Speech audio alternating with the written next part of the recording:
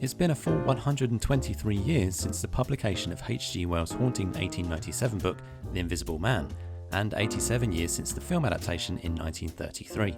Now, Universal Studios has decided to revisit the classic horror tale and will soon be bringing the terrifying concept of this invisible stalker into the present.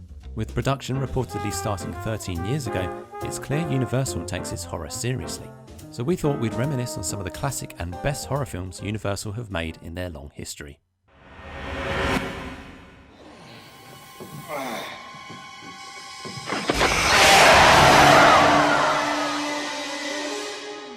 God, I hate it when these things do that. Is he supposed to look like that? No, I've never seen a mummy look like this before. He's still... Juicy. Yes. The Mummy franchise has been a part of Universal's repertoire since its initial appearance in 1932. However, it was the 1999 revival, based loosely around this original, attractively fronted by Brendan Fraser and Rachel Weisz, that brought the ancient Egyptian demon into popular cinema. The Mummy is a glorious romp of high-octane action and glamour, but also has its terrifying, albeit unsubtle, moments. We can all agree that no one will want to run into Imhotep in a dark alley, and flesh-eating scarab beetles have featured in many nightmares. What's more, the Mummy continues to be the gift that keeps on giving, progressing into a trilogy of films and recently being rebooted yet again in 2017. This action horror has become a core part of Universal's bread and butter, and is showing no signs of leaving.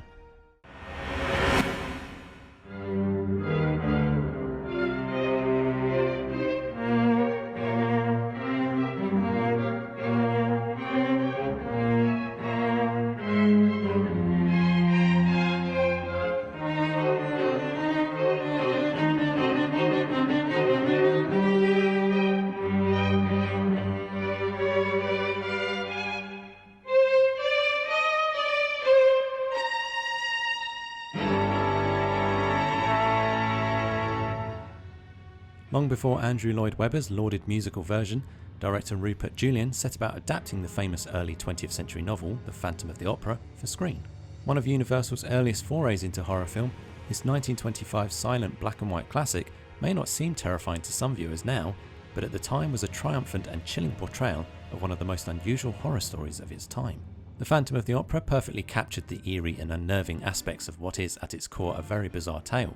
Lon Chaney gives an excellent performance as the Phantom, a man with a deformed visage living in an opera house with his very own purpose-made torture chamber, kidnapping the woman he has a crush on and blackmailing her in the hope of winning her heart. A terrible first day? Certainly, but audiences at the time genuinely found Chaney's Phantom horrifying, with reports of audience members fainting and vomiting in cinemas at the sight of his unmasked face. Poor guy.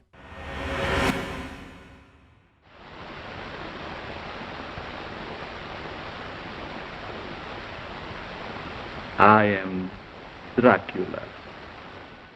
It's hard to put a finger on what makes Universal's 1931 version of the famous Bram Stoker novel Dracula still the best to date.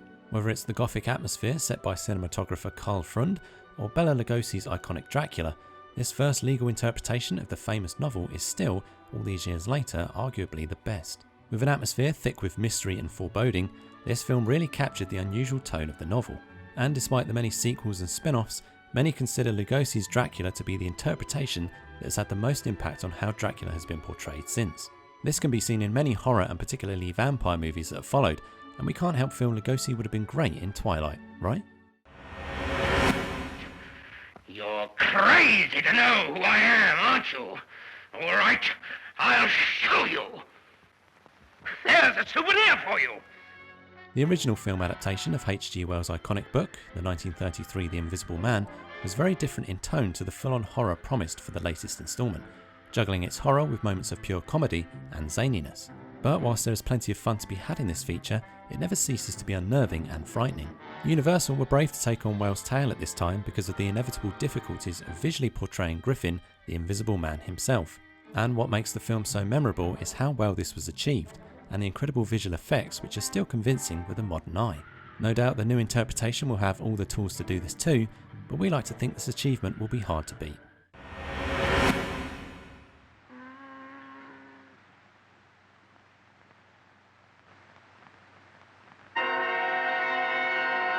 She's alive! Alive! Most sequels don't live up to the original, but there are some exceptions to the rule. Aliens, The Godfather 2, And right up there with them is Universal's sequel to Frankenstein, Bride of Frankenstein. Across the board, Bride of Frankenstein delivered, whether it be the film's score, script, direction or acting. Even the hair and makeup is worthy of acclaim. What's more, Bride of Frankenstein breathed fresh emotion into the iconic monster.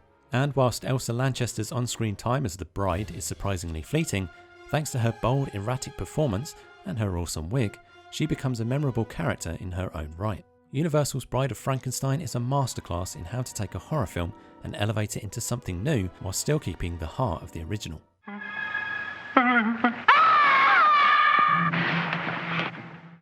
So there we have it, 5 of the best Universal horror films from their long history in the genre. Do you have any films you would add to the list? Let us know in the comments below. And as always, thanks for watching, and don't forget to like and subscribe.